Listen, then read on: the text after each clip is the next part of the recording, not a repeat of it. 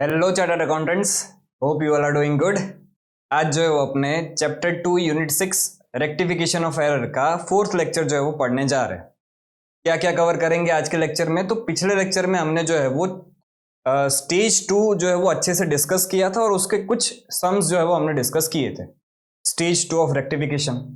तो stage 2 of rectification के जितने भी बाकी के सम्स है वो सारे ही सम्स जो है वो अपने आज के लेक्चर में कवर कर लेंगे और जैसे ही सारे सम्स कंप्लीट हो जाएंगे वैसे ही अपने जो है लेक्चर को कंप्लीट कर देंगे और नेक्स्ट लेक्चर से अपना जो है वो थर्ड स्टेज स्टार्ट होगा। तो without wasting any time start करते हैं आज के लेक्चर को, ठीक है। तो पिछले लेक्चर में हमने जो है वो क्वेश्चन नंबर 8 कंप्लीट कर लिया था। आज जो है वो अपने क्वेश्चन नंबर 9 से स्टार्ट करेंगे। तो क्वेश्चन नंबर 9 क्या बोल रहा है? Trial balance of W and H failed to agree and the difference rupees 20,570 was put in suspense account pending the investigation which disclosed that। अब यहां पे समझना 20,570 का आपका जो है वो सस्पेंस का डिफरेंस आ रहा था, बट कौन सा डिफरेंस था? ये डेबिट डिफरेंस था, क्रेडिट डिफरेंस था, वो हमें क्वेश्चन में बताया नहीं गया है। तो अब हमें वेट करना पड़ेगा कि भी पहले हम जो है वो सारी एंट्री सॉल्व कर ले, फिर हमें पता चल जाएगा कि भी ये जो डिफरेंस था वो कौन सा डिफरेंस था, ठीक है। तो वन बाय वन सारी एंट्रीज को जो है वो सॉल्व करते जाते। सबसे पहला एडजस्टमेंट जो है वो क्या बोल रहा है? Purchase return day book had been correctly entered and totalled at ₹6160 but had not been posted to the ledger. सबसे पहले कौन सी बुक की बात कर रहे हैं? Purchase return day book. अच्छा, परचेज रिटर्न जब करते हो तब एंट्री क्या करते हो? क्रेडिटर या cash account debit to purchase return account. तो परचेज रिटर्न की पोस्टिंग जो होती है वो कौन सी साइड होती है? क्रेडिट साइड होती है। तो अब हमने परचेज रिटर्न डे बुक में टोटल तो कर लिया, लेकिन लेजर में जो है वो पोस्टिंग करना रह गया, तो क्रेडिट साइड की पोस्टिंग रह गई होगी। तो अभी तो हमारा जो है वो सेकंड स्टेज है, तो उस केस में हमारी पूरी पूरी एंट्री बनेगी। तो एंट्री किस तरह से बनेगी समझना। सबसे पहले परचेज रिटर्न को आप जो है वो क्या करते हो? क्रेडिट करते हो। तो यहाँ पे परचेज रिटर्न को मैं जो है वो क्रेडिट कर दूंगा और 6160 से जो है वो आपकी पोस्टिंग रह गई थी। अब डेबिट साइड के लिए कुछ भी है नहीं, तो कौन सा अकाउंट यूज कर लेंगे? सस्पेंस अकाउंट यूज करेंगे। तो सस्पेंस अकाउंट आपका जो है वो डेबिट हो जाएगा और परचेज रिटर्न अकाउंट जो है वो क्या हो जाएगा? क्रेडिट हो जाएगा। तो इस तरह से आपकी फर्स्ट एडजस्टमेंट जो है वो क्लियर हो जाती है, ठीक है। नेक्स्ट सेकंड एडजस्टमेंट क्या बोला गया है? Discount received ₹1320 had been debited to discount allowed. ओ, अब समझना यहाँ पे इसकी करेक्ट एंट्री रॉन्ग एंट्री जो है वो अपने लिखेंगे। पहले तो डिस्काउंट रिसीव्ड जो है वो 1320 हुआ है, तो डिस्काउंट रिसीव्ड को अपने क्या करते हैं? अपने उसको क्रेडिट करते हैं। तो यहाँ पे करेक्ट एंट्री क्या बनती है इसकी?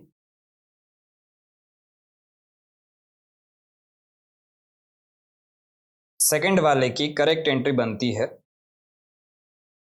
Creditors account debit to discount received account. अब यहाँ पे क्रेडिटर में क्या कोई गलती है? नहीं, क्रेडिटर में कोई भी गलती नहीं है। तो क्रेडिटर को तो डेबिट करना था, क्रेडिटर को जो है वो अपने डेबिट ही किया है, लेकिन गड़बड़ी कहां पे है कि भी discount received had been debited to discount allowed. तो यहां पे हमें क्रेडिटर्स को तो डेबिट कर ही दिया है, डिस्काउंट अलाउड को हमने जो है वो क्या किया है? डेबिट किया है, और क्रेडिट हमने कुछ भी नहीं किया है। तो अगर क्रेडिट कुछ भी नहीं किया है तो उस केस में सबसे पहले हमें क्रेडिट करना किसको था? डिस्काउंट रिसीव्ड को क्रेडिट करना था, ठीक है। तो उसको क्रेडिट कर देंगे। अच्छा, क्रेडिटर्स में कोई भी गलती नहीं है, तो क्रेडिटर्स को डेबिट करना था, डेबिट किया है, वो सही है एकदम, तो उसमें कुछ चेंज करने की जरूरत नहीं है। डिस्काउंट अलाउड को हमें डेबिट नहीं करना था, तो अब उसको जो है वो क्या कर देंगे? क्रेडिट कर देंगे, ताकि उसका इफेक्ट जो है वो रिवर्स हो जाए। तो इसकी एंट्री क्या बनी समझो। यहां पे आप डिस्काउंट रिसीव्ड को तो क्रेडिट करोगे ही करोगे, डिस्काउंट अलाउड जो गलती से डेबिट हो गया था उसको भी आप जो है वो क्या करोगे? क्रेडिट करोगे। अमाउंट कितना है आपका 1320, और डेबिट साइड के लिए कुछ भी है नहीं, तो फिर कौन सा अकाउंट यूज करेंगे? तो हम यूज करेंगे सस्पेंस अकाउंट। तो सस्पेंस अकाउंट आपका डेबिट हो जाएगा और अमाउंट आपका हो जाता है कितना, 1320 इंटू 2640। तो ये हो गया 2640। ठीक है, उसके बाद नेक्स्ट एडजस्टमेंट देख लेते हैं। The sales account had been under added by ₹10,000। अभी ये तो सिंपल एडजस्टमेंट है भाई, सेल्स को क्रेडिट करना था 10,000 से, क्रेडिट पोस्टिंग करनी थी 10,000 से, लेकिन आपने उसकी पोस्टिंग नहीं की 10,000 से, तो अब कर देंगे। तो भाई सेल्स को तो क्या करेंगे, सेल्स को हम करते हैं क्रेडिट, तो यहाँ पे टू सेल्स अकाउंट, और डेबिट साइड के लिए कुछ भी है नहीं, तो फिर क्या यूज करेंगे, सस्पेंस अकाउंट। तो यहाँ पे सस्पेंस अकाउंट जो है वो आपका क्या हो जाएगा, डेबिट हो जाएगा। अमाउंट आपका है कितना, 10,000। ठीक है, simple. Next adjustment, A credit sale of ₹1470 had been debited to a customer account at ₹1740। अब इसकी करेक्ट एंट्री रॉन्ग एंट्री लिखते हैं भाई, पहले तो क्रेडिट सेल्स करते हैं तो एंट्री क्या बनती है, customer account debit to sales account. तो यहाँ पे नंबर है ये एंट्री का फोर्थ एंट्री का सही एंट्री क्या बनती है, कस्टमर अकाउंट जो है वो आपको डेबिट करना चाहिए था, टू सेल्स अकाउंट कर देना चाहिए था, और अमाउंट कितना आएगा इसमें 1470। अब यहां पे समझना गलती हुई क्या है, आपने कस्टमर अकाउंट को डेबिट ही किया है, उसमें डेबिट क्रेडिट में गड़बड़ी नहीं है, लेकिन आपने अमाउंट जो यहाँ पे कस्टमर अकाउंट में लिखा है वो अमाउंट कितना लिखा है, अमाउंट आपने लिख दिया है 1740। तो यहाँ पे आपने 1740 से कस्टमर अकाउंट को डेबिट कर दिया है, और क्रेडिट जो है वो आपने सेल्स को किया है, और वो सही किया है। क्रेडिट में सेल्स में कोई गड़बड़ी नहीं है, तो सेल्स अकाउंट को क्रिएट करना था, उसको क्रिएट कर दिया है, तो इसमें तो कोई दिक्कत नहीं। दिक्कत कहाँ पे है, कस्टमर अकाउंट को जो है वो थोड़ा ज्यादा डेबिट कर दिया है, तो अब उसको क्रिएट कर देंगे।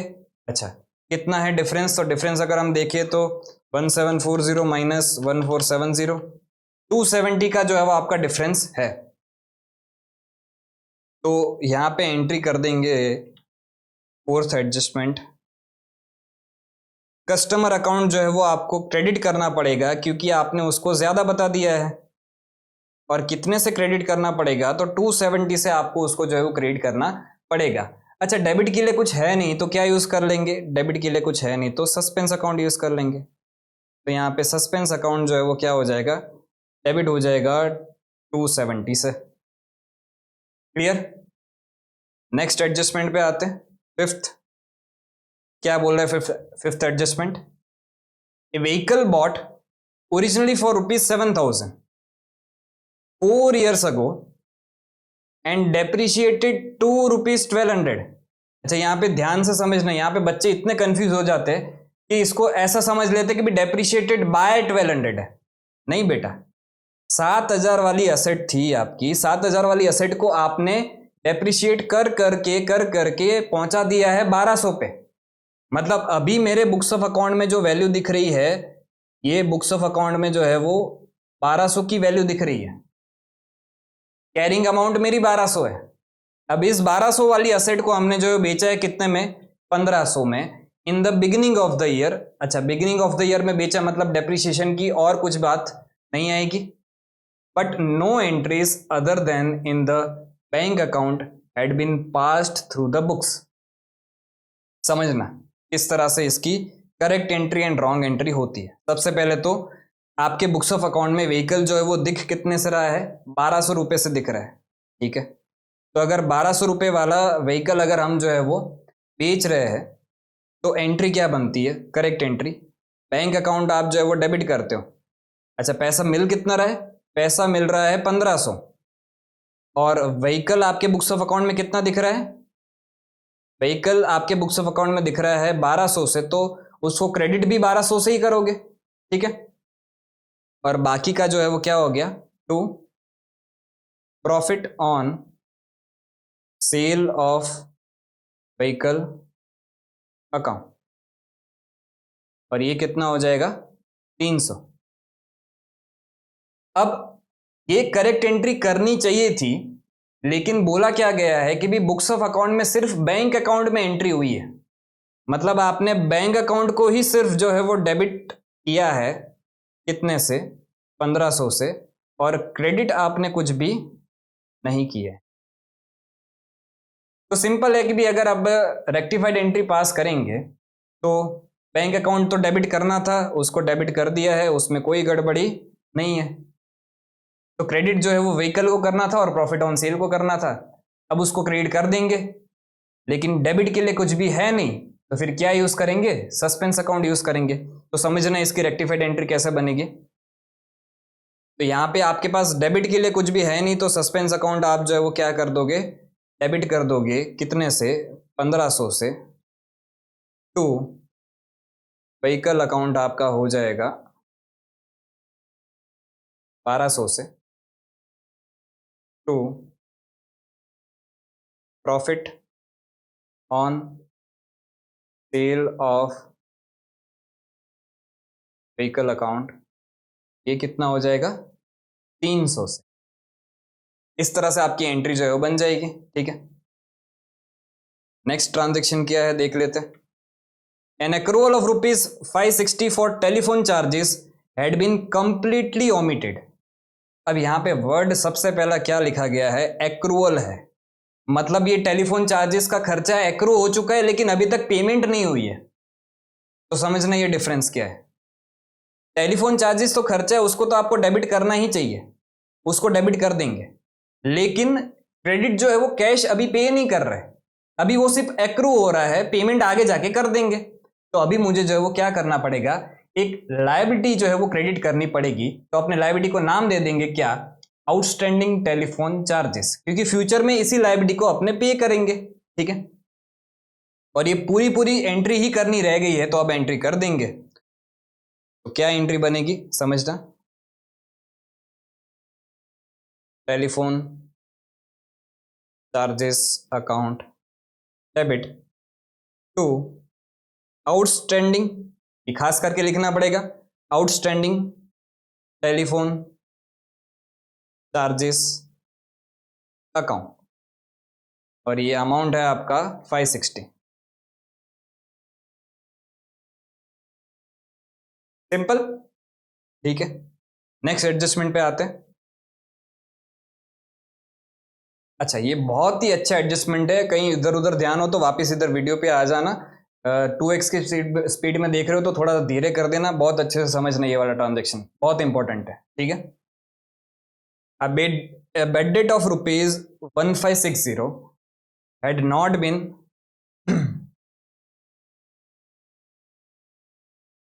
इंपॉर्टेंट ट्रांजेक्शन के टाइम ही ये वीडियो को कुछ हो। ठीक है, अब सही हो गया। तो a bad debt of ₹1560 had not been written off and provision for doubtful debt should have been maintained at the rate 10% of trade receivable, which are shown in the trial balance at ₹23,390 with a credit provision at ₹2,320। अब समझना, पूरा अच्छे से वापस समझा रहा हूं। 1560 का बैड डेट हुआ था जो बुक्स ऑफ अकाउंट में रिकॉर्ड नहीं हुआ है। तो अगर बैड डेट को रिकॉर्ड करना है तो बैड डेट रिकॉर्ड करने की एंट्री क्या बनती है, बैड डेट रिकॉर्ड करने की एंट्री बनती है, बैड डेट्स अकाउंट डेबिट करते हो, डेटर्स अकाउंट को क्रेडिट करते हो। अब डेटर्स बोल लो, कस्टमर बोल लो, ट्रेड रिसीवेबल बोल लो, सब कुछ सही सेम ही हो जाएगा। ठीक है, तो एक तो हमने बैड डेट जो है वो रिकॉर्ड नहीं किया है। ठीक है, तो बैड डेट रिकॉर्ड ही नहीं किया, तो अब बैड डेट रिकॉर्ड कर देंगे, तो उसमें तो क्या ही गड़बड़ी है। ठीक है, तो एक एंट्री इसकी क्या बनेगी, पहले तो बैड डेट रिकॉर्ड कर देंगे। तो इधर मैं 7th में 1 करके लिख रहा हूं, first point, bad debts record करने की एंट्री क्या बन जाएगी, तो बैड डेट अकाउंट आप जो है वो क्या करोगे, डेबिट कर दोगे टू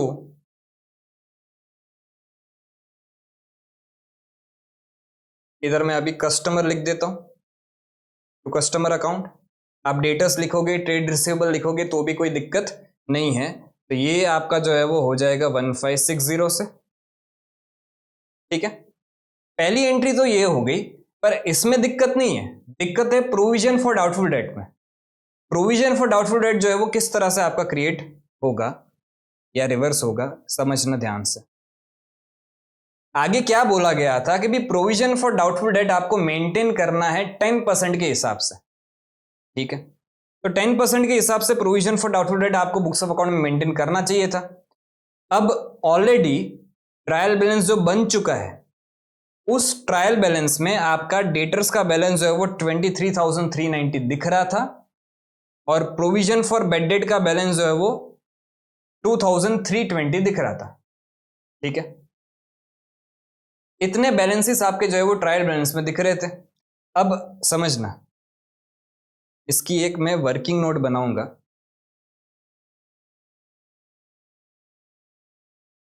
पहले इसको उठा के नीचे रख देते।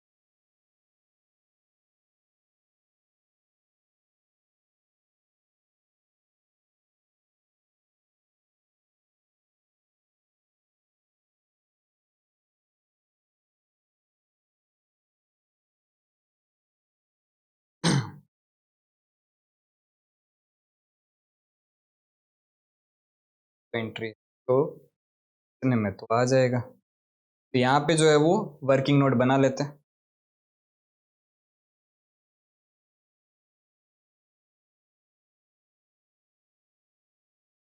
वर्किंग नोट कैसे बनेगी समझना। ट्रायल बैलेंस में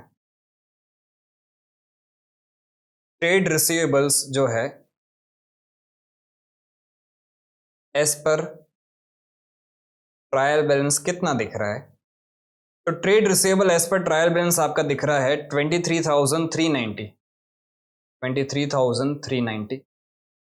अच्छा, ये जो ट्रायल बैलेंस बना था ये कब बना था, हम ये जो एरर सॉल्व कर रहे हैं उसके पहले ये ट्रायल बैलेंस बना था, ठीक है।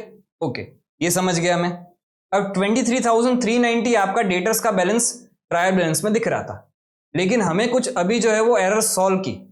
एक एरर हमने अभी थोड़ी देर पहले सॉल्व क्या की कि भाई हमने बेड डेट को रिकॉर्ड किया, तो बेड डेट्स अकाउंट को हमने डेबिट किया और कस्टमर अकाउंट को जो है वो क्रेडिट किया 1560 से। तो इससे आपका जो कस्टमर का बैलेंस मतलब ट्रेड रिसीवेबल का बैलेंस कम हुआ। तो कितना कम हुआ, तो एक तो सबसे पहले अपने यहां पे लेस कर देंगे,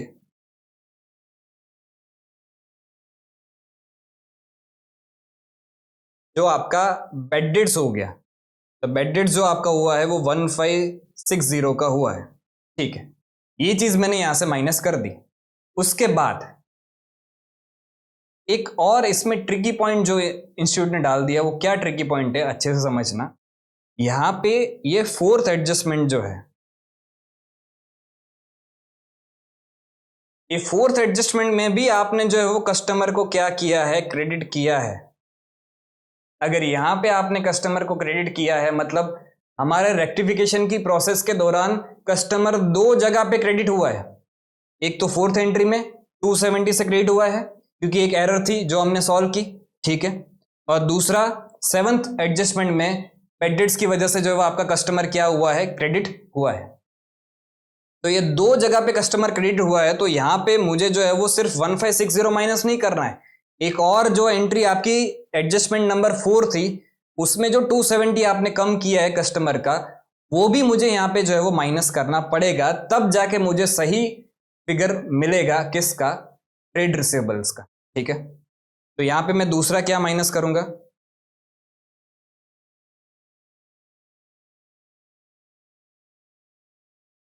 एरर ऑफ,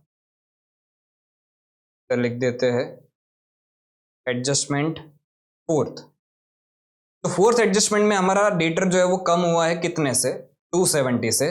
तो अब इसके बाद मुझे जो है वो डेटर्स का रिवाइज्ड बैलेंस मिल जाएगा, जो मेरा निकल के आता है कितना, 23,390 माइनस 1560 माइनस 270। तो रिवाइज्ड बैलेंस आपका डेटर्स का निकल के आ गया 21560। 21560 ये आपका डेटर्स का रिवाइज्ड बैलेंस है, ठीक है। अब यहां पे मैं लिख भी देता हूं रिवाइज्ड बैलेंस ऑफ डेटर्स। समझना है यहां पे अब, अगर मैंने जो है वो provision for doubtful date create आगे नहीं किया होता, तो उस केस में ये जो बेड डेट वाला अकाउंट है, ये बेड डेट जो है वो आपका नॉमिनल अकाउंट है, और nominal account at the end of the year सारे ही क्लोज हो जाते हैं कहां पे, पीएनएल अकाउंट में ट्रांसफर होके या ट्रेडिंग अकाउंट में ट्रांसफर होके। तो अगर ये बेड डेट में, अगर मैंने जो है वो provision for doubtful date create नहीं किया होता, तो इस बेड डेट को जो है मैं राइट ऑफ कर देता। अच्छा, बेड डेट को राइट ऑफ करने के लिए मुझे बेड डेट को तो क्या करना पड़ेगा, क्रेडिट करना पड़ेगा। तो मैं बेड डेट अकाउंट को क्रेडिट कर देता और डेबिट जो है वो क्या कर देता, पीएनएल अकाउंट करता। लेकिन मैंने जो है वो कुछ provision for doubtful date already create करके रखा था। प्रोविजन फॉर डाउटफुल डेट मैंने कहां से क्रिएट किया था, मैंने क्रिएट किया था पीएनएल में से, मतलब ऑलरेडी उतना अमाउंट मैंने प्रॉफिट कम करके बता के रखा है। तो वापस इस बेड डेट को जो है मैं पीएनएल अकाउंट में नहीं डालूंगा, और यहां पे पीएनएल अकाउंट के बदले में क्या लिखूंगा, इधर मैं लिख दूंगा प्रोविजन फॉर डाउटफुल डेट।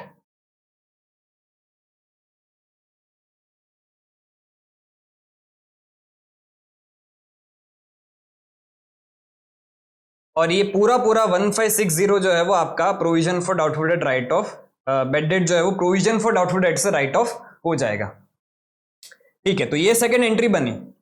अब यहां पे ध्यान से अच्छे से समझना क्या है भाई, मुझे प्रोविजन रखना कितना था, मुझे प्रोविजन रखना था इस अमाउंट का 10%, इस अमाउंट का 10% रखना था। मेरे ट्रायल बैलेंस में ऑलरेडी जो है वो प्रोविजन का कोई बैलेंस था, 2320 बैलेंस था।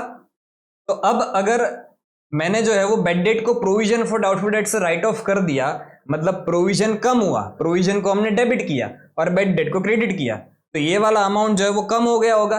कितने से कम हुआ, तो 1560 से कम हुआ। तो अब मेरे प्रोविजन में बैलेंस बचा कितना, तो एक दूसरी वर्किंग नोट में बनाता हूं।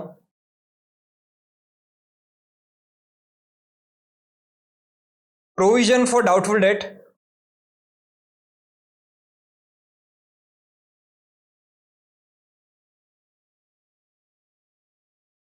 एज पर ट्रायल बैलेंस जो आपका दिख रहा था वो कितना दिख रहा था, तो 2320 दिख रहा था। ठीक है, उसके बाद अब हमने कुछ राइट ऑफ कर दिया इससे। क्या राइट ऑफ कर दिया, बेड डेट्स रिटर्न ऑफ। तो अगर बेड डेट जो है वो हमने राइट ऑफ कर दिया है, तो यहां पे बेड डेट हमने राइट ऑफ कर दिया कितना, 1560। ठीक है, तो ये 1560 राइट ऑफ करने के बाद मेरा जो प्रोविजन बच रहा है, वो मेरा प्रोविजन जो है वो कितना बचेगा, तो अगर कैलकुलेट अपने करें तो प्रोविजन मेरा बचेगा 2320 माइनस 1560, तो प्रोविजन मेरा बच जाएगा 760। तो प्रोविजन में से ये राइट ऑफ करने के बाद मेरा प्रोविजन का बैलेंस जो है, इधर मैं लिख दूं अगर रिमेनिंग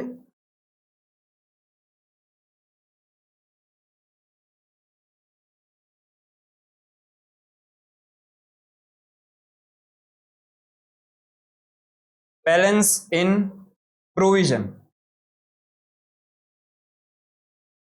तो मेरा रिमेनिंग बैलेंस 760 है, और मुझे रखना कितना है, तो मुझे रखना है प्रोविजन टू बी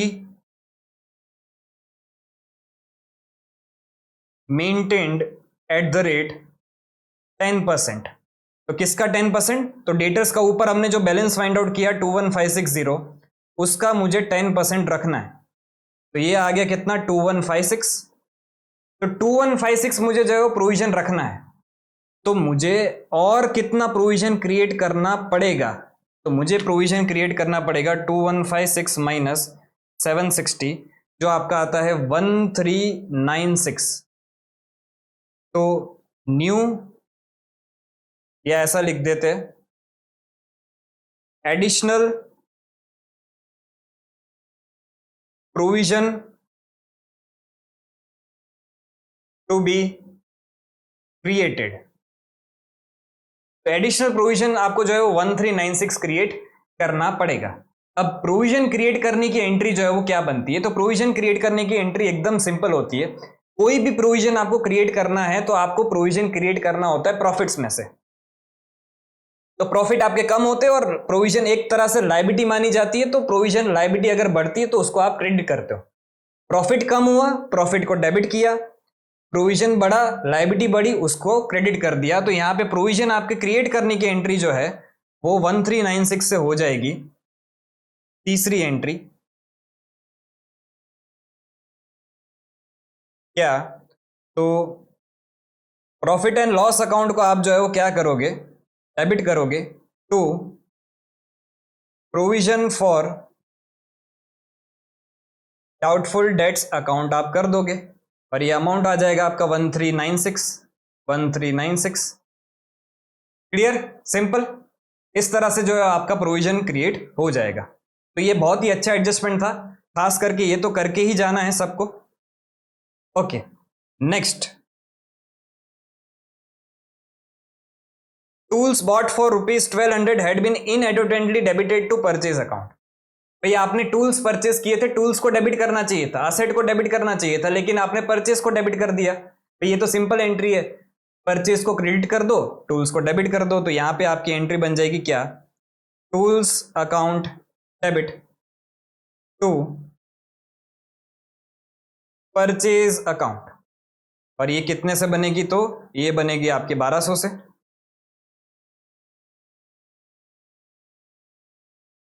ठीक है, उसके बाद ninth, the proprietor had withdrawn for personal use goods worth ₹1960, no entries had been made in the books. Proprietor ने जो है वो 1960 के गुड्स विड्रॉ किए थे, गुड्स अदर देन सेल्स गए, तो फिर आपको जो है वो परचेज को क्रेडिट करना रहता है। अब फिर वो ड्राइंग्स के लिए गए, आपने एडवर्टाइजमेंट के लिए डिस्ट्रीब्यूट किए, लॉस्ट हो गए, जल गए, कुछ भी हुआ, गुड्स अदर देन सेल्स गया, तो फिर आपको जो है परचेज को क्रेडिट कर देना है। अच्छा, डेबिट क्या करोगे, भाई पर्सनल यूज के लिए विड्रॉ करके गया है, तो डेबिट आप जो है वो किसको कर दोगे, ड्राइंग्स को डेबिट कर दोगे। तो यहां पे आपकी एंट्री पूरी पूरी रह गई थी, तो एंट्री पूरी कर देंगे। तो एंट्री बनेगी आपकी क्या, drawings account debit to purchase account, और ये कितने से बन जाएगा, 1960 से। 19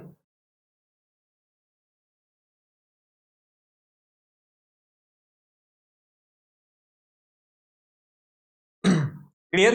ठीक है, तो ये वाला पार्ट भी जो है हमारा खत्म होता है। अब आखिरी पार्ट इस सम का बचता है क्या, हमें सस्पेंस अकाउंट जो है बनाना है। अब सस्पेंस अकाउंट बनाना एकदम ही सिंपल है, अगर आप देखोगे तो हमें सस्पेंस का वैसे ओपनिंग बैलेंस कुछ दिया गया था, तो यहां पे जो है सस्पेंस अकाउंट बना लेते हैं।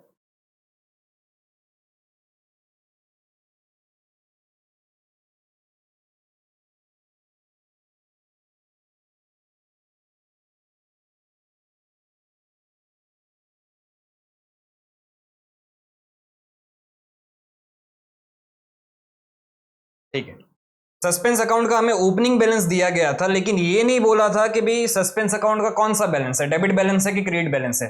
और अगर आप यहां पे देखोगे तो सारी ही एंट्रीज में जो है वो जहां जहां पे भी सस्पेंस अकाउंट आ रहा है, वहां वहां पे सस्पेंस अकाउंट डेबिट ही हो रहा है।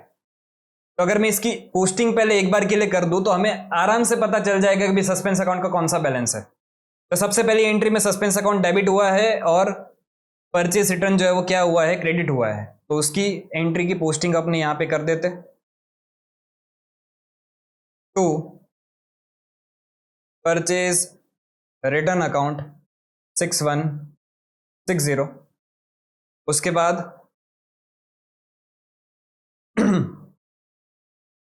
सस्पेंस अकाउंट डेबिट हुआ है, discount received and discount allowed 1320 credit हुए। तो यहां पे टू डिस्काउंट रिसीव्ड अकाउंट 1320 और टू डिस्काउंट अलाउड अकाउंट 1320। उसके बाद सस्पेंस अकाउंट डेबिट हुआ है और सेल्स क्रेडिट हुआ है 10,000 से, तो यहां पे टू सेल्स अकाउंट 10,000। उसके बाद सस्पेंस अकाउंट जो है वो डेबिट हुआ है, कस्टमर अकाउंट क्रेडिट हुआ है, to customer account 270।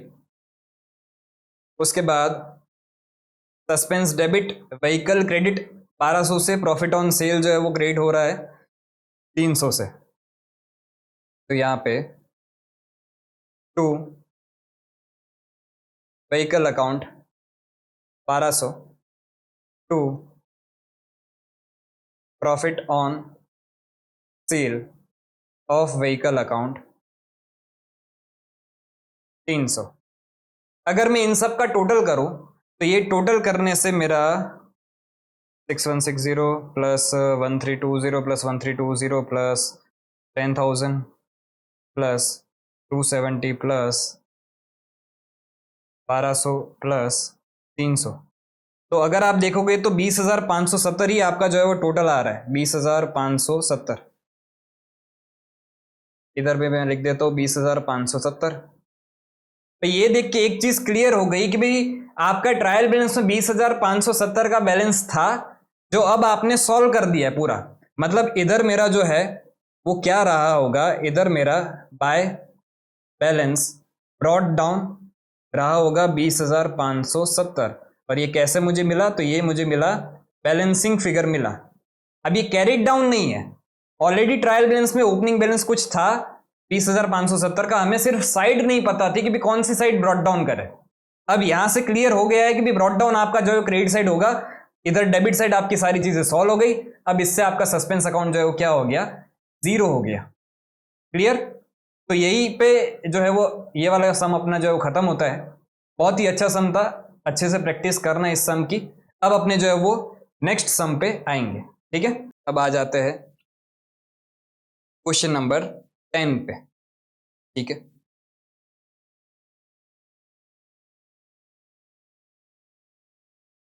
Okay, question number 10 देख लेते हैं अच्छे से।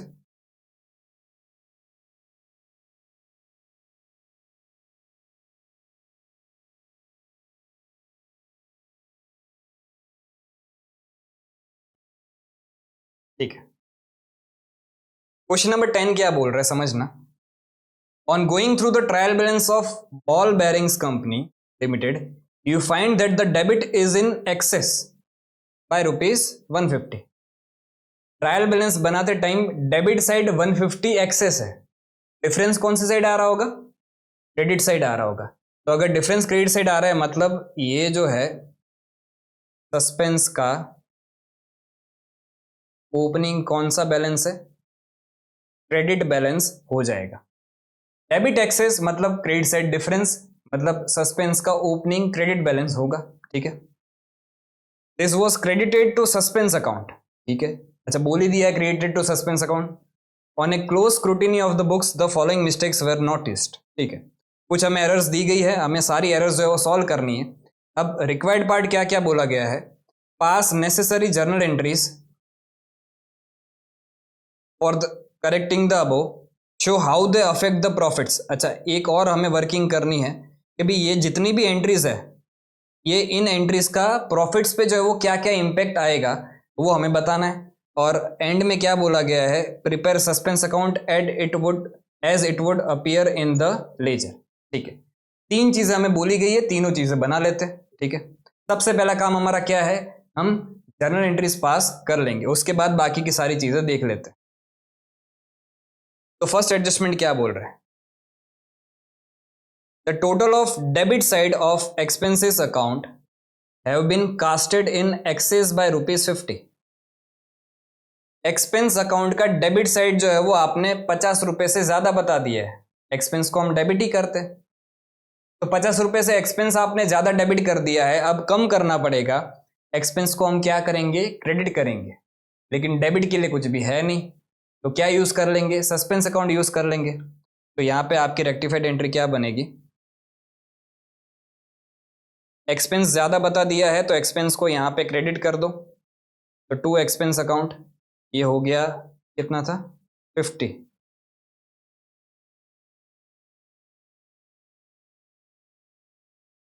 और डेबिट के लिए कुछ भी है नहीं तो क्या यूज कर लेंगे, सस्पेंस अकाउंट को अपने यूज कर लेंगे। ठीक है, नेक्स्ट एडजस्टमेंट क्या बोल रहे, the sales account has been totalled in short by ₹100। भाई सेल्स अकाउंट 100 रुपए से आपने कम बताया है, भाई सेल्स अकाउंट 100 रुपये से कम बताए तो सेल्स अकाउंट को तो क्रेडिट करते हैं, तो उसको क्रेडिट कर देंगे। डेबिट के लिए कुछ भी है नहीं तो क्या यूज करेंगे, सस्पेंस अकाउंट। तो यहाँ पे suspense account debit to sales account और अमाउंट है आपका 100।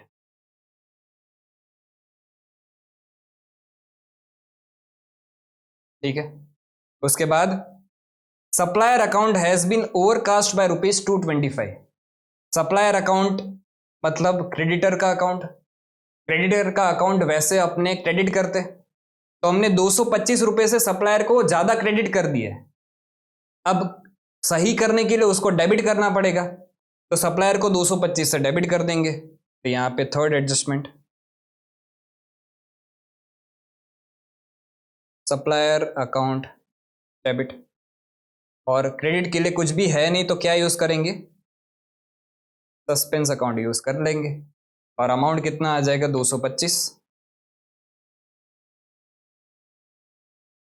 ठीक है, उसके बाद फोर्थ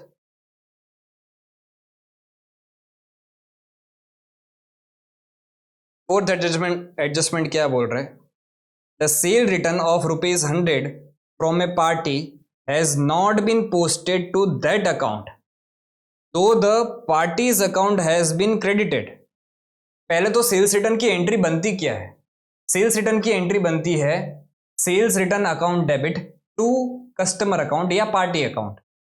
पार्टी को क्रेडिट करना था, अच्छा बोला गया है कि party account has been credited, तो पार्टी अकाउंट को क्रेडिट करना था, क्रेडिट किया है, उसमें कोई दिक्कत नहीं है। डेबिट जो है वो सेल्स रिटर्न को 100 रुपए से करना था, नहीं किया है तो अब कर देंगे। ठीक है, तो सेल्स रिटर्न अकाउंट आप जो है वो क्या करोगे, डेबिट करोगे, सेल्स रिटर्न अकाउंट डेबिट। और क्रेडिट के लिए कुछ भी है नहीं तो क्या यूज कर लेंगे, सस्पेंस अकाउंट। तो ये आपका अमाउंट आ जाएगा, कितना है, 100 रुपए। ठीक है, उसके बाद fifth, a cheque of ₹500 issued to supplier's account shown under trade payables towards his dues has been wrongly debited to purchase account। पहले तो अगर चेक का पेमेंट करते हो तो एंट्री क्या बनती है, भाई इधर ही लिख देता हूं मैं करेक्ट एंट्री। करेक्ट एंट्री क्या बनती है आपकी, सप्लायर को आप जो है वो डेबिट करते हो, supplier account debit to bank account, ये आपकी सही एंट्री बनती है। लेकिन आपने सप्लायर को डेबिट करने के बदले, अच्छा बैंक अकाउंट को तो क्रेडिट ही किया है, सप्लायर को डेबिट करने के बदले आपने किसको डेबिट कर दिया है, आपने डेबिट कर दिया है परचेज अकाउंट को। तो अब रेक्टिफाइड एंट्री क्या बनेगी, सप्लायर को डेबिट करोगे और ये जो गलत डेबिट हो गया है उसको क्रेडिट कर दोगे, तो एंट्री आपकी बन जाएगी supplier account debit to purchase account, और ये कितना हो जाएगा आपका 500 से। ठीक है, sixth, a credit sale of ₹50 has been credited to the sales and also to the trade receivable account. अच्छा, क्रेडिट सेल्स करते हो तो एंट्री क्या बनती है, ट्रेड रिसीवेबल अकाउंट डेबिट करते हो आप, और टू क्या करते हो, सेल्स अकाउंट करते हो, ये एंट्री बनती है। ठीक है, सेल्स को तो क्रेडिट किया ही है, डेबिट कुछ भी नहीं किया, सेल्स को क्रेडिट किया 50 से, और साथ साथ में ट्रेड रिसीवेबल को भी जो है वो क्या कर दिया है, क्रेडिट कर दिया है, कितने से, 50 रुपए से। अब समझना, ट्रेड रिसीवेबल को अगर मैं एक बार डेबिट करूंगा तो मैं किस पे पहुंचूंगा, 0 पे। तो मुझे ट्रेड रिसीवेबल को डबल अमाउंट से जो है वो क्या करना पड़ेगा, डेबिट करना पड़ेगा। तो यहां पे आपकी रेक्टिफाइड एंट्री क्या बन जाएगी, trade receivables account debit to suspense account, क्योंकि सेल्स को तो बरोबर क्रेडिट किया है, और ये कितने से हो जाएगा? तो 50 + 50 100 से आपका ये जो है वो हो जाएगा। Clear, simple. तो इसी के साथ एडजस्टमेंट तो सारे आपके खत्म होते हैं। अब हमें दो चीजें करनी है, एक सस्पेंस अकाउंट बनाना है और दूसरा इफेक्ट्स ऑन प्रॉफिट जो है वो बताना है। तो पहले इफेक्ट्स ऑन प्रॉफिट बता देते हैं। तो यहां पे हेडिंग दे देते हैं,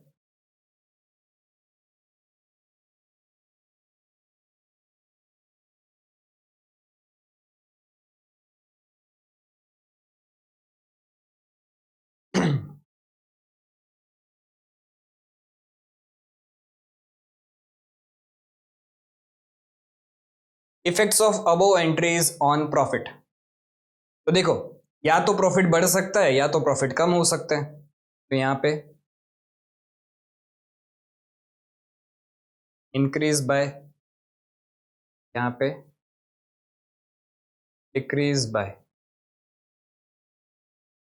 और यहां पे मैं लिख देता हूं पर्टिकुलर्स। ठीक है, अब वन बाय वन सारे ही एडजस्टमेंट्स जो देखते जाते। सबसे पहला एडजस्टमेंट क्या है? Suspense account debit to expense account. अब ये रेक्टिफाइड एंट्री जो आपने पास की, एक सिंपल चीज लॉजिक ये समझ लेना कि भी अगर खर्चा बढ़ेगा प्रॉफिट कम होगा, खर्चा घटेगा प्रॉफिट बढ़ेगा। ठीक है, इनकम अगर बढ़ेगी तो प्रॉफिट भी साथ साथ में बढ़ेगा, इनकम अगर कम होगी तो प्रॉफिट भी जो है वो कम होगा। तो मैं सिर्फ खर्चे और इनकम की ही बात कर रहा हूं, असेट्स लायबिलिटीज की बात नहीं कर रहा हूं। तो जो भी एंट्रीज में आपकी असेट्स एंड लायबिलिटीज आ रही है, उस एंट्रीज का जो है वो पर्टिकुलरली उस अकाउंट का जो है वो प्रॉफिट पे कोई भी इफेक्ट नहीं आएगा। वही एंट्रीज का प्रॉफिट पे इफेक्ट आएगा जिस एंट्रीज में नॉमिनल अकाउंट्स आ रहे हैं, मतलब इनकम एंड एक्सपेंसेस के अकाउंट आ रहे हैं। तो वन बाय वन सारे ही जो है वो एडजस्टमेंट देखते जाते हैं। सबसे पहला suspense account debit to expense account. भाई एक्सपेंस आपका नॉमिनल अकाउंट है, खर्चा क्रेडिट किया मतलब खर्चा कम हुआ। अच्छा, खर्चा कम होता है तो प्रॉफिट क्या होता है? बढ़ता है। तो प्रॉफिट आपका जो है 50 रुपीज से बढ़ जाएगा। तो फर्स्ट एडजस्टमेंट का इधर मैं लिख देता हूं क्या? Reduction in expense. तो प्रॉफिट आपका इंक्रीज हो जाएगा 50 रुपीज से।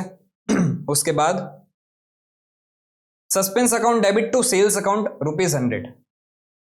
सेल्स आपके लिए इनकम है, इनकम बढ़ेगी तो प्रॉफिट भी बढ़ेगा। कितने से? 100 रुपए से। तो सेल्स, यहां पे सेकंड एडजस्टमेंट लिख देते हैं, इंक्रीज इन सेल्स। कितने से? 100 से। ठीक है, supplier account debit to suspense account. Supplier को आप जो है वो कम कर रहे हो, सप्लायर आपकी एक लायबिलिटी है। यहां पे कहीं पे भी इनकम एंड एक्सपेंस अकाउंट नहीं आ रहा है तो उसका प्रॉफिट पे कोई भी इंपैक्ट जो है वो नहीं पड़ेगा। तो इधर मैं सिर्फ लिख देता हूं थर्ड, डिक्रीज इन सप्लायर। तो यहां पे दोनों साइड जो है वो नॉट एप्लीकेबल, प्रॉफिट पे इसका कोई भी इंपैक्ट जो है वो नहीं आएगा। अच्छा, अगर आप इसको लिखोगे भी नहीं तो भी चलेगा, पर ये तो लाइन बाय लाइन सारी एंट्रीज लिख रहे, तो इसलिए मैंने यहाँ पे जो है वो लिख दिया एक बार के लिए, ताकि कंफ्यूजन क्रिएट ना हो नंबरिंग में। ठीक है, फोर्थ, सेल्स रिटर्न अकाउंट आपने डेबिट किया 100 रुपए से, सस्पेंस अकाउंट को क्रिएट किया 100 रुपए से। सेल्स रिटर्न आपके लिए ऐसा समझ लो कि भाई सेल्स आपकी इनकम है, तो सेल्स रिटर्न आपकी इनकम कम हो रही है। अगर इनकम कम हो रही है तो प्रॉफिट भी जो है वो क्या होगा? कम होगा। तो उस केस में इंक्रीज इन सेल्स रिटर्न, तो प्रॉफिट इस बार इंक्रीज नहीं होगा, क्या होगा? डिक्रीज होगा। डिक्रीज कितने से होगा? 100 रुपए से। ठीक है, उसके बाद supplier account debit to purchase account. अब यहां पे समझना, डेबिट तो सप्लायर हो रहा है, सप्लायर का कोई भी इंपैक्ट जो है प्रॉफिट पे नहीं आने वाला है, लेकिन परचेस क्रेडिट हो रहा है। परचेस क्रेडिट होना मतलब खर्चा कम होना, खर्चा कम होगा तो उस केस में आपका प्रॉफिट जो है वो क्या होगा, बढ़ेगा। तो 500 जो है वो आपका डिक्रीज इन परचेस मतलब इंक्रीज इन प्रॉफिट। तो ये 500 से आपका प्रॉफिट यहां पे बढ़ गया, ठीक है। उसके बाद 6 adjustment trade receivable account debit to suspense account. कहीं पे भी कोई भी इनकम एंड एक्सपेंस का अकाउंट नहीं आ रहा है तो इसका प्रॉफिट पे कोई भी इंपैक्ट नहीं पड़ेगा। तो ट्रेड रिसीवेबल टू सस्पेंस, तो यहाँ पे क्या लिखेंगे, यहाँ पे लिख देते हैं इंक्रीज इन ट्रेड रिसीवेबल और इधर लिख देते हैं एन का कोई भी इंपैक्ट जो है वो प्रॉफिट पे नहीं आएगा। तो अगर आप इन दोनों का इंडिविजुअल अभी टोटल करो तो इंडिविजुअल टोटल इस साइड का जो है वो कितना बन जा रहा है आपका, ये 50 प्लस 100 प्लस 500, तो ये हो गया आपका 650। और उसके बाद इस साइड का टोटल है आपका 100। तो अगर मैं इन दोनों का नेट निकालने जाऊं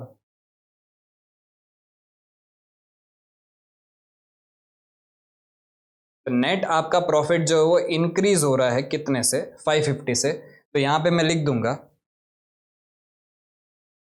net increase in profit by ₹550। इसको भी रेड से लिख देते।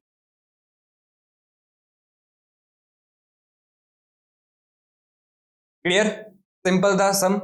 अभी एक और चीज बाकी है सम में, क्या, सस्पेंस अकाउंट बनाना। तो सस्पेंस अकाउंट तो एकदम सिंपल है, जल्दी से बना लेते। सस्पेंस अकाउंट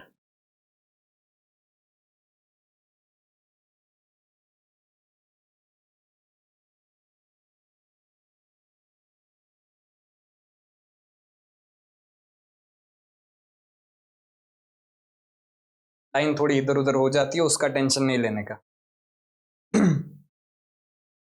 ठीक है, सस्पेंस अकाउंट में जहां जहां भी एंट्रीज में पोस्टिंग आ रही है वो कर देते हैं। सबसे पहले suspense account debit to expense account 550। तो यहाँ पे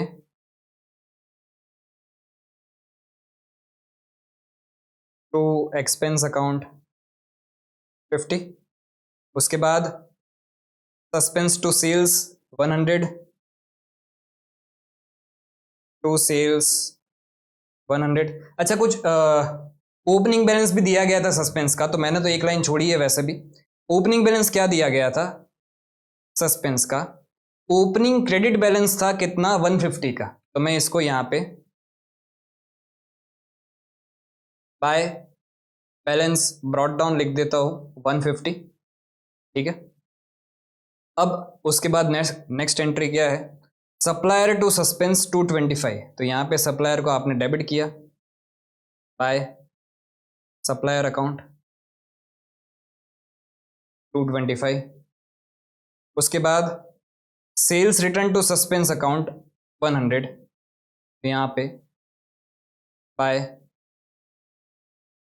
सेल्स रिटर्न अकाउंट 100। उसके बाद सप्लायर टू परचेस, इसमें कोई भी सस्पेंस अकाउंट नहीं आ रहा है तो इसका पोस्टिंग नहीं होगा। और आखिरी एंट्री क्या बोल रहे हैं, trade receivable account debit to suspense account. तो यहाँ पे सस्पेंस अकाउंट को क्रेडिट किया, यहाँ पे लिख देते बाय ट्रेड रिसीवेबल अकाउंट, और ये अमाउंट कितना था, 100। तो अगर आप देखोगे तो सस्पेंस अकाउंट आपका जो है वो इस बार टैली नहीं हो रहा है।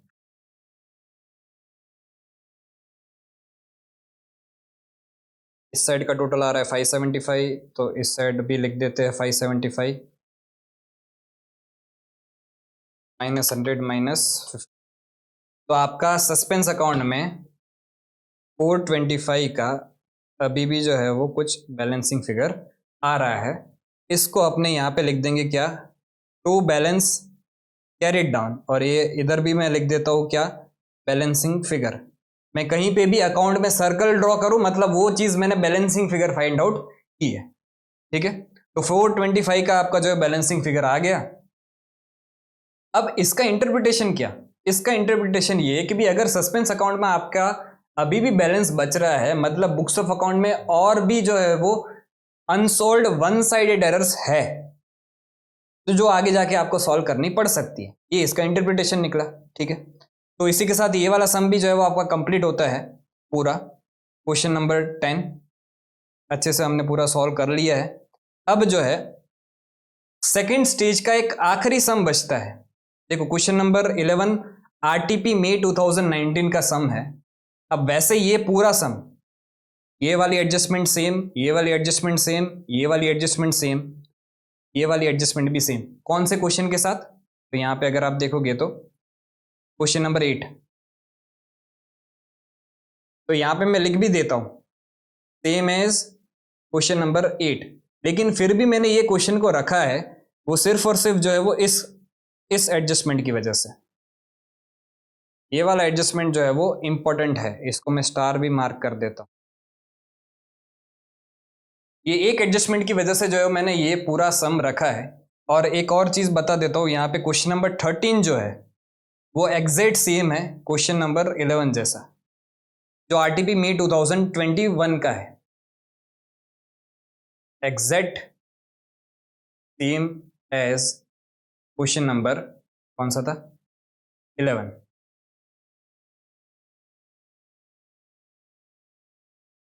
अब यहां पे समझना, ये क्वेश्चन नंबर 11 में फोर्थ एडजस्टमेंट जो है वो क्या बोल रहा है। एडजस्टमेंट नंबर 4 समझाने से पहले मुझे पहले एक कंसेप्ट आपको समझाना पड़ेगा, लेजर्स का। अब वैसे क्या होता है ये लेजर्स, तो अच्छे से ध्यान से समझना। पहले मैं एक इमेज इसके लिए लेके आया हूं, तो मैं इंपोर्ट कर देता हूं।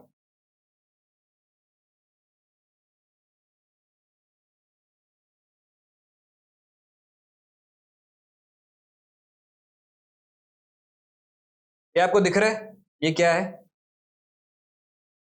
ये बुक है लेजर। अब एक तो होता है लेजर अकाउंट्स, तो लेजर अकाउंट जितने भी अपने बनाते हैं, हमने वो टी फॉर्मेट वाला लेजर अकाउंट समझा। लेजर अकाउंट हमने जितने भी बनाते हैं उसको एक बाउंड बुक, इसको मैं बोलता हूं क्या, एक बाउंड बुक है। और इस बाउंड बुक में मैं जो है वो इस सारे ही लेजर्स को क्या करता हूं, क्लासिफाई करके उसको पुट कर देता हूं। अब ये जो लेजर बुक होती है, ये लेजर बुक 3 टाइप की होती है। एक तो होती है क्या, एक तो बोलते हैं इसको हम सेल्स लेजर। दूसरा टाइप होता है क्या, परचेज लेजर। और तीसरा टाइप इसका होता है क्या, इसको हम बोलते हैं जनरल लेजर। ठीक है। अब समझना डिफरेंस क्या है। जो सेल्स लेजर होता है, ऐसी एक अपनी बुक होती है, उसको हम यहां पे ये जो लेजर लिखा हुआ है ना, इधर अपने नाम देते थे क्या, सेल्स लेजर। मतलब क्या कि भी जो सेल्स लेजर बुक है आपकी, उस बुक में सिर्फ और सिर्फ जो आपके क्रेडिट कस्टमर है उन्हीं के ही अकाउंट जो है वो मेंटेन किए जाएंगे। हम 3 बुक बनाते हैं, एक बुक सेल्स लेजर, और इस सेल्स लेजर में सिर्फ और सिर्फ क्रेडिट कस्टमर्स जो आपके होंगे उनका ही जो है वो लेजर अकाउंट्स डाला जाएगा। दूसरा होता है आपका परचेज लेजर। परचेज लेजर में सिर्फ और सिर्फ जो आपके क्रेडिट सप्लायर्स है,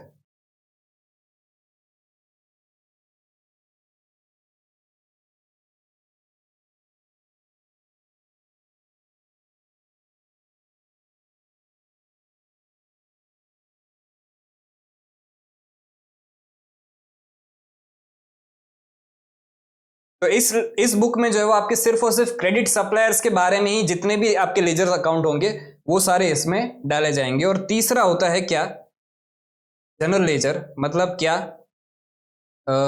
इसमें आपके इनकम के लेजर्स आ जाते हैं, एक्सपेंस के लेजर आ जाते हैं, असेट के लेजर आ जाते हैं एंड लायबिलिटीज के भी लेजर इसमें आ जाते हैं। तो अब लेजर बुक, जो बाउंड बुक आपकी बनती है, ये पहले बनती थी, अभी तो जो है वो सब कुछ ऑनलाइन ही हो जाता है डिजिटली, पर जो बाउंड बुक बनती है वो आपकी 3 कैटेगरीज में बनती है। एक बुक जो बनती है वो क्या बनती है, क्रेडिट कस्टमर्स के लिए, कि उसमें सिर्फ और सिर्फ जो भी आपके क्रेडिट कस्टमर है, नईमेश है, मुकेश है, राजीव है, जय है, ऐसे जितने भी आपके जो है वो क्रेडिट कस्टमर्स है, वो सारे ही जो है वो सेल्स लेजर में डाल दिए जाएंगे। परचेज लेजर में सिर्फ और सिर्फ कौन से लेजर अकाउंट्स आपके जाएंगे, जो आपके क्रेडिट सप्लायर्स है, किसी को आपको पेमेंट करना है, आपने क्रेडिट पे परचेस करके लेके आए थे, तो जो भी आपके सप्लायर्स है उन सब के सप्लायर्स के नाम जो है वो परचेज लेजर में जाएंगे। इसके अलावा और कोई भी जो है वो अकाउंट इसमें नहीं जाने वाले, ठीक है। और उसके अलावा जितने भी अकाउंट्स बचते हैं, सारे ही इनकम, सारे ही एक्सपेंस, सारे ही असेट्स, सारे ही लायबिलिटीज, वो सारे ही अकाउंट्स जो है वो सब कुछ जो है वो कौन से अकाउंट, कौन से लेजर में आप डाल देते हो, जनरल लेजर में, ठीक है। तो अब जो है, अगर क्वेश्चन में कहीं पे भी ऐसा बोला गया है कि हमने जो है वो सेल्स लेजर में पोस्टिंग कर दी है, मतलब क्या कि भी हमने कस्टमर के अकाउंट में पोस्टिंग कर दी है। अगर क्वेश्चन में कहीं पे भी ऐसा वर्ड लिखा गया है क्रेडिट परचेज लेजर में जो है पोस्टिंग हो गई है, मतलब सप्लायर के अकाउंट में पोस्टिंग हो गई है, और कहीं पे भी ऐसा बोला गया है जनरल लेजर, इसको मैं दूसरा नाम दूं तो इसको हम नॉमिनल लेजर भी बोलते हैं। तो जनरल लेजर में पोस्टिंग हो गई है, मतलब उस पर्टिकुलर इनकम, उस पर्टिकुलर एक्सपेंस, उस पर्टिकुलर दूसरी असेट्स, उस पर्टिकुलर दूसरी लायबिलिटीज के अकाउंट में पोस्टिंग हो गई है। इस हिसाब से जो है वो आपका इंटरप्रिटेशन होना चाहिए, ठीक है। तो अब जो है वो एडजस्टमेंट नंबर 4 समझते हैं। क्या बोला गया है, bad debts aggregating ₹45,000 were written off during the year in the sales ledger but were not adjusted in the general ledger। Sales ledger बोला मतलब क्या कि भी कस्टमर अकाउंट में प्रॉपर पोस्टिंग हो गई है, और जनरल लेजर बोला मतलब क्या, आपका बैड डेट अकाउंट, इसमें आपकी जो है वो पोस्टिंग बाकी है। वापिस एक बार पढ़ते हैं, अच्छे से ध्यान से सुनना। Bad debts aggregating ₹45,000 were written off during the year in the sales ledger, मतलब कस्टमर अकाउंट में। पहले तो बैड डेट्स की एंट्री क्या होती है, bad debts account debit to customer account. तो कस्टमर अकाउंट में मतलब सेल्स लेजर में आपने जो है वो पोस्टिंग सही से कर दी है। कहां पे एडजस्ट करना बाकी है, तो जनरल लेजर में एडजस्ट करना बाकी है। तो इसकी मैं अगर करेक्ट एंट्री रॉन्ग एंट्री लिखो, तो फोर्थ एडजस्टमेंट की करेक्ट एंट्री रॉन्ग एंट्री क्या बनेगी। करेक्ट एंट्री करनी क्या थी आपको, बैड डेट्स अकाउंट को आपको डेबिट करना था टू डेटर्स अकाउंट करना चाहिए था। अब जो है बैड डेट्स अकाउंट में आपकी पोस्टिंग बाकी है, और कस्टमर अकाउंट में मतलब डेटर अकाउंट में जो है वो आपने पोस्टिंग कर दी है। तो उस केस में अब आपकी रेक्टिफाइड एंट्री क्या बन जाएगी, रेक्टिफाइड एंट्री आपकी बनेगी, यहां पे लिख देता हूं, rectified entry, bad debt account को आप जो है वो डेबिट करोगे, बैड डेट अकाउंट आपका डेबिट हो जाएगा टू कस्टमर, तो बरोबर क्रेडिट हुआ है, उसमें कोई दिक्कत नहीं है। तो यहां पे क्रेडिट अब आप किसको कर दोगे, क्रेडिट आप कर दोगे सस्पेंस अकाउंट को। Clear, simple. तो ये एक ही एडजस्टमेंट जो था वो मुझे डिस्कस करना था, और ये वाला लेजर वाला कंसेप्ट जो है मुझे डिस्कस करना था, इसलिए मैंने ये क्वेश्चन रखा था। बाकी सारे ही एडजस्टमेंट इस क्वेश्चन के जो है वो सेम थे। थोड़ा बहुत वीडियो में डिस्टर्बेंस आया था तो उतना मैनेज कर लेना, कंसेप्ट में तो कोई डिस्टर्बेंस नहीं आया होगा, कंसेप्ट अच्छे से समझ में आ गया होगा। क्लियर, तो बस यही था।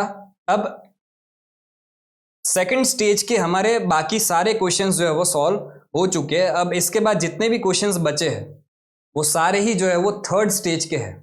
तो थर्ड स्टेज जो है वो अपने नेक्स्ट लेक्चर में अच्छे से कवर पूरा करेंगे, ठीक है। आज के लिए इतना ही। Thank you.